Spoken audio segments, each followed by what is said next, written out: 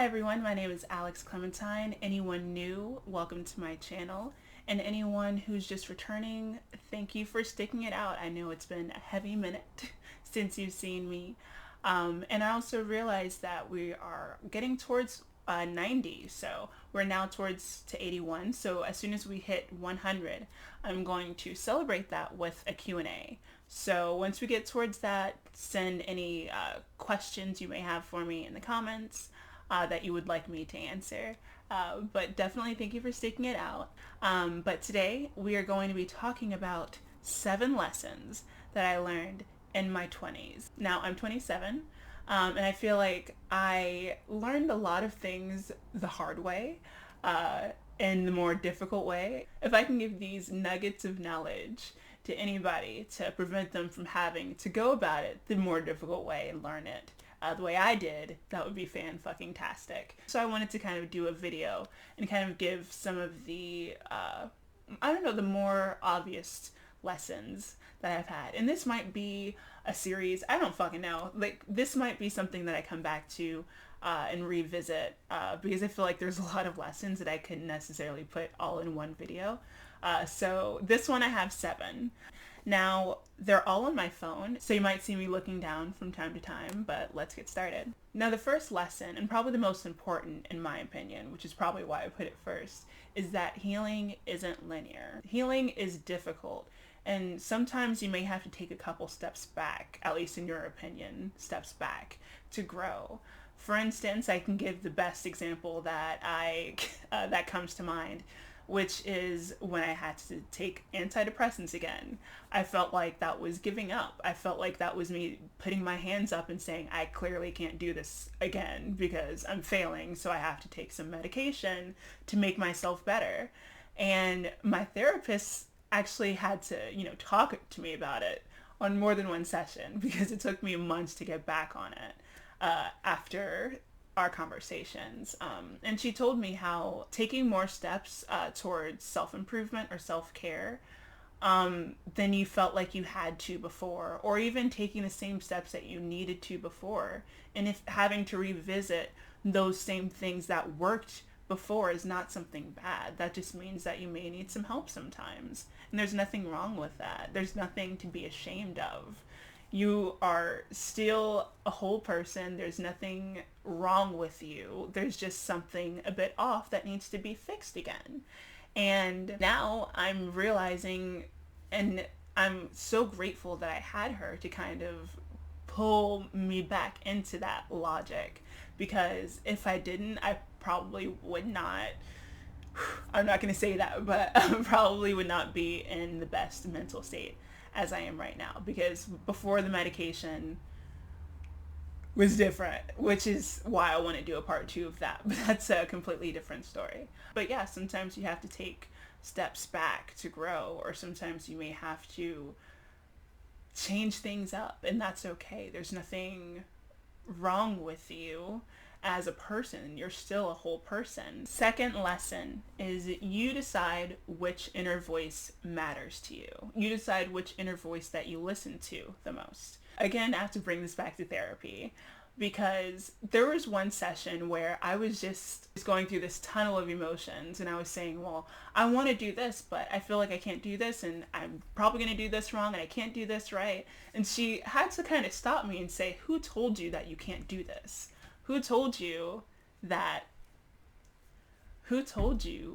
you can't get this done? Who made you believe that you were less than? It struck me by surprise, because I was like, what do you mean somebody else told me this? This is me thinking this. This is all me. But again, we have to go back sometimes to childhood, but sometimes we have to think back and reflect on who made us feel this way towards ourselves. Like, who in our lives told us that we weren't good enough? Who in our lives told us that we weren't smart enough? Sometimes it could be maybe an ex-boyfriend. Sometimes it could be a parent. You may have to kind of amplify the kinder voices in your mind, the ones that are telling you that you are doing a great job and that you're doing the best that you can. The ones that are more realistic with you and less thinking of the worst that can possibly happen. And sometimes you have to be that own voice for yourself. Sometimes you have to bring that logic back in, like, hey, it hasn't happened yet, so why would I believe that the worst will happen? And even if the worst does happen, I can reassess and fix it. It's not going to be the end of the world. So having those conversations is definitely something that I would really consider important with yourself. Finding out where those inner voices came from and which ones you feel need to be silenced and which ones should be amplified. Okay, so this third one's going to be more difficult because I'm Liberian, so I'm going to have to drink some tea before I get back to all this. Okay. Number 3. Blood doesn't justify bullshit. I'm going to say it again.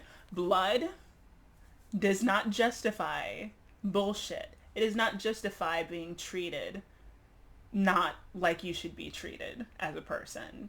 People should not get away with things just because they're your family, or also because of time spent. So if you've been with someone for a long period of time, that does not mean they should get away with more shit just because you have rapport. And that could also include friendships too. Just basically, blood or time spent with a person does not justify any bullshit that comes during the relationship or the friendship, or all of those are relationships. So during the relationship, you definitely should see things not only as a partner or a sister or whatever you are, but also as an individual. Like, you have to kind of sometimes step back and say, how would I react if I had a friend tell me this happened to them? Would that be okay? And I'm not saying you have to just start Xing people out of your life, but it's okay to love people from afar.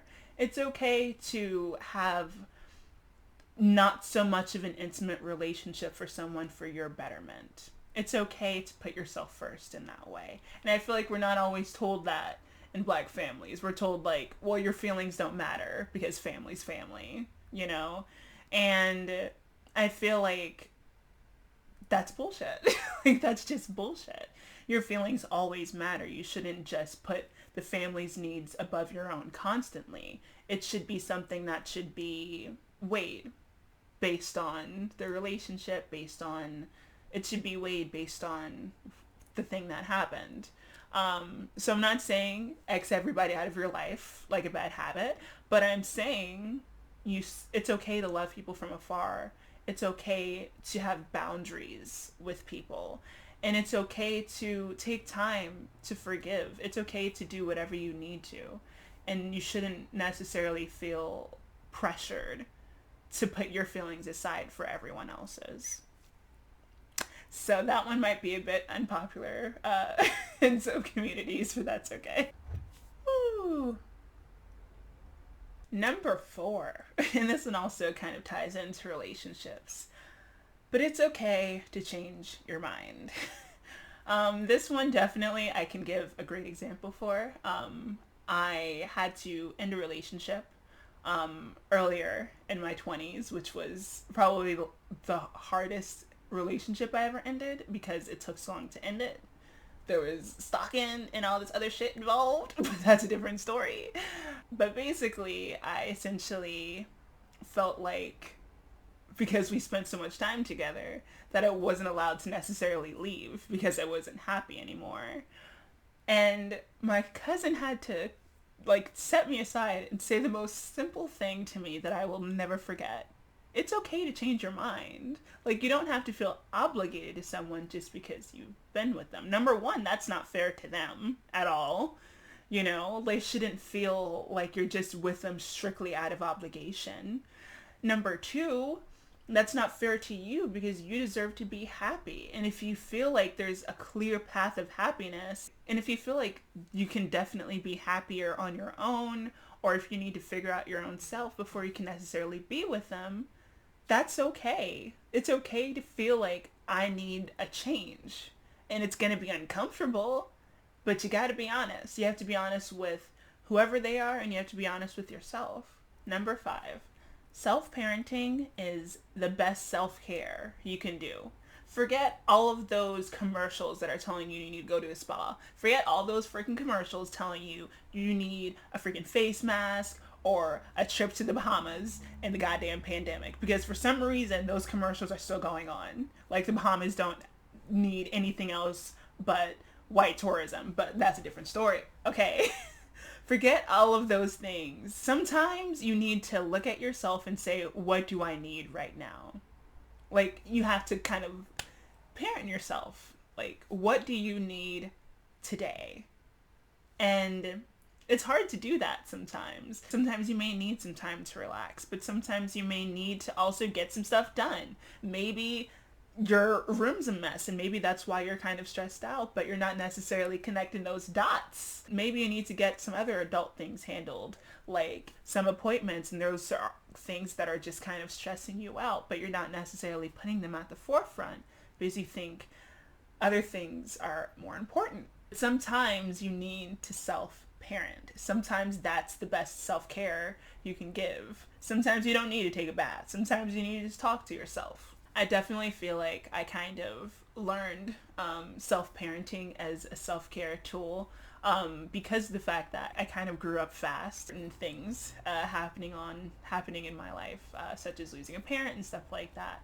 And so I had to kind of learn my own sense of coping skills and my own sense of talking to myself, because if I didn't talk to myself, I wouldn't figure things out. Having those conversations with yourself and figuring out what you need, not just sexually, not just emotionally, but sometimes just, I don't know, what's adult maintenance? I feel like there should be a term for it. Just adult maintenance, because it should be a whole list outside of work, outside of hobbies, just life maintenance. Number 6.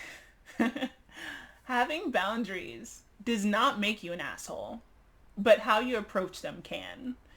Now, I only just learned recently how to create boundaries with other people. Before, I used to be a fucking doormat. Like, I was pretty much letting people walk all over me, even while I was doming, which was just a clusterfuck in itself. My therapist does not exactly understand how I can be these two people at once. But I genuinely felt like I wasn't able to create boundaries until I started learning how to in my 20s. But unfortunately, when I started learning how to create those boundaries, like setting time for myself right after work, because I was too stressed to even really talk to anybody, and I felt like if I didn't have moments of silence to myself, I would literally implode. I felt like I wasn't approaching those boundaries in the best way. Like I wasn't communicating them in the best way. And I felt like I kind of sometimes would come back after and I'm like, well, this is what I needed, and that's not necessarily fair to the person. Yes, the action itself may be fair, but it's not fair to the people if I have set this expectation already, if that makes sense. That's just one explanation of boundaries. But I feel like a lot of people do kind of set these boundaries and they feel like they're kind of unspoken, but people should accept them already. And that's not fair. I understand that I do them and I need to really fix that still as I'm learning this, because sometimes you need to relearn lessons, but that's not necessarily fair to everyone else involved. So voice your boundaries, communicate them, be honest, and be fair. That's all. And if they don't like it, they can bye. That's essentially it. I feel like if you communicate and you're fair at that point, as much as you logically can be, to the point where you're not necessarily sacrificing yourself, if they don't like it, the only other option is to leave. And that's okay too. It's okay to leave. That's a bonus. It's okay to leave. So number 7 is one that's very important to me as well. And I feel like it should be important for everyone who's a creative and also an anxious person. So all of my anxious creatives out there need to listen to this one. Do not let others influence a picture they cannot see. If people don't know what's in your mind and what you're trying to figure out, how the hell do they have a voice of authority in your mind? Like, why are you letting them dictate what you feel like you should be doing? I used to kind of feel like I needed the validation of other people, even though they didn't exactly know what I wanted to do. And so, for instance, if I tried to show them something, I didn't necessarily get the reaction, I would just like close off completely. And sometimes I would just completely scrap it. Like it just wasn't, it was the most ridiculous thing. Now I'm realizing that my opinion is the only authority. No one else's opinion should have authority over my art and the things that I want to get done. Why am I letting them have authority over my life? That makes zero sense. So don't let anyone else hold authority over your art. Don't let anyone else make you feel like your stuff is less than because they don't understand exactly what you're trying to do. If they don't believe you, they can just watch. That's the one song that I love from Bruno Mars, because it's true. If you don't believe me, you can just sit back and watch what I do, because it's not made for you. It's made for me. And that's something that I'm learning, and it's so freeing. And I feel like that is something that I want to bring into my 30s. I want to bring my creativity. I want to bring my fearlessness when I feel it, and when I don't feel it, I'm going to fake it, because the things that I want are so much more important than the opinions that I fear. And I feel like that's something that I have to constantly learn again. Like, I sometimes have to kind of put myself back and self-parent. That's self-parenting again, when I have to kind of remind myself that the things that I want are more important than everyone else and their opinions about those things. So that's why you have to kind of create your own path.